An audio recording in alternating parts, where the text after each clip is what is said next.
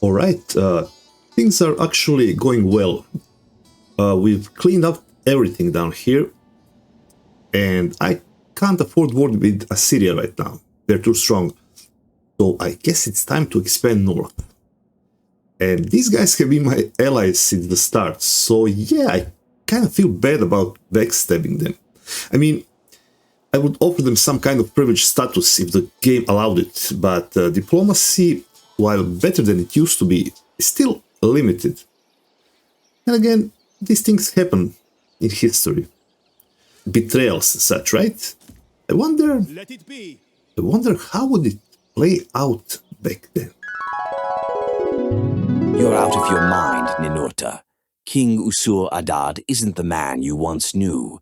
He's a conqueror now, a scourge upon the lands. Nonsense, brother. I know him as I know my own hearth.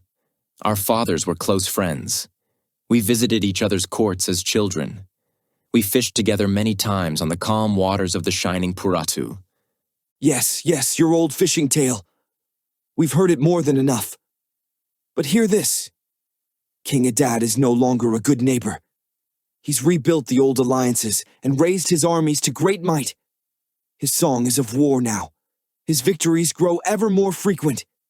He's expanded his realm on all four sides of the world and crushed every foe along the lower river. There's nowhere left for him to go but north. And we are north, brother. Even Adad, mighty as he is, needs allies. We've always been his northern shield against the treacherous Elamite kings and their raiders. That's just it.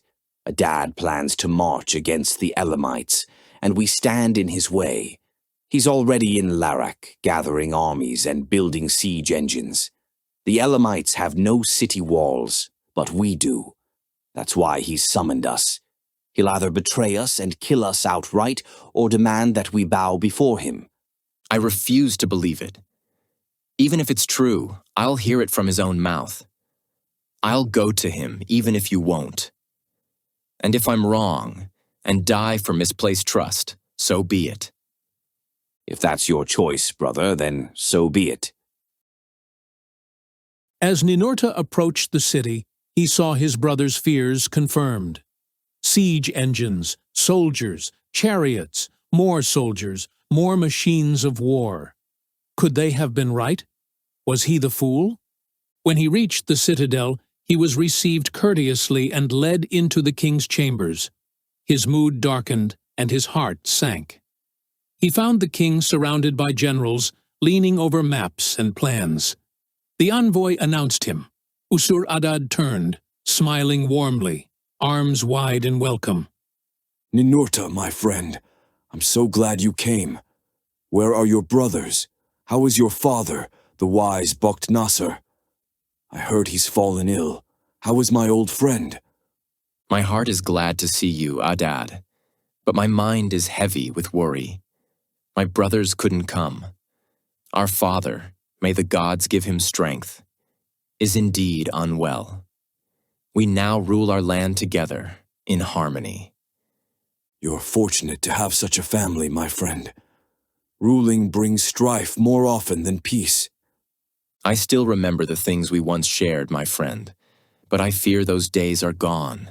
You've changed. You're no longer the friendly neighbor, but a fearsome conqueror.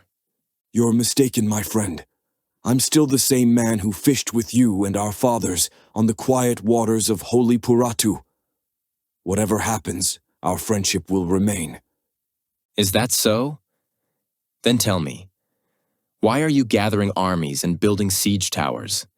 The Elamites build no walls, but we do. Adad's smile faded. His face grew hard, troubled by some heavy thought. Sit, my friend. We have much to discuss. You know the Babylonian realm now spreads far and wide, but my purpose has never been conquest, it's cooperation and security. Sapiratum and Borsippa joined us willingly. Mari refused, so I defeated their army, yet spared the prisoners and released their nobles. Yes, I've heard. They call you Adad the Merciful.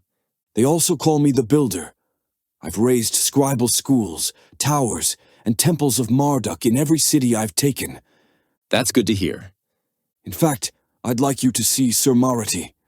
The city thrives, full of trade and life. We were at war just a year ago, and now it prospers. My army doesn't loot or pillage. I seek to build an empire of faith, trade, and peace, one that will endure long after we're both gone. Admirable words, my friend. Yet I can't shake the feeling you sound like a date cake seller insisting his sweets are the finest. You're wise, my friend. And right, because that's exactly what I want. The Elamites raid our northern border. I need a strong presence there, and your land is the final piece to secure the lowlands and the roads. Join us. Bow to mighty Adad, and you'll be my cherished friend, nobility of Babylon itself. Your family will be welcome in the White City and at my court. Your temples of Ishtar will stand beside the new temples of Marduk. You have my word on it. And the price? The usual. Half our wealth, our armies, our sovereignty. A third. As my ally, you will hold privileged status. Only a third of your silver goes to Babylon. Half your best troops will join the army of light, keeping their own commanders, but gaining better arms and armor. The rest will stay to keep order or return to their farms. No one will dare attack you again. Your terms are fair, yet you still ask us to surrender our independence, to bow to you and abandon our title as kings. Our people bled for their freedom. You ask too much. My brothers won't see reason. They'll call it treachery. Then convince them. Tell them war brings nothing but ruin. Their armies will be crushed, their city besieged, their families exiled. Rejecting my offer will bring misery on their own heads. And if they refuse? Tell them I'll not attack for a full year, out of honor for our friendship. Then gather your family and return here.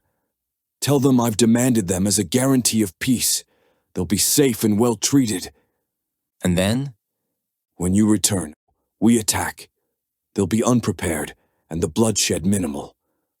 What of my brothers? Will you harm them? No, brother.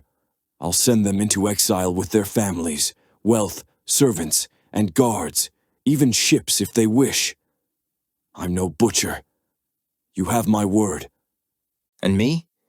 If you return and pledge allegiance, you'll rule Urartu again, alone this time. You'll bow to no man but me. And if they call me a traitor? Tell them I broke faith and held your family hostage. I'll bear the blame, as we are brothers. You place me in a difficult place, brother. That's why you must be careful. Urge them toward peace, but not too eagerly. Don't seem my ally, or they'll suspect betrayal. Tell them my offer, show them my strength, and let them decide. But if they choose war, you go with them. Then come back to me. I'll do as you say, brother. Go then. I'll await your return. Will you see the lightning's eyes?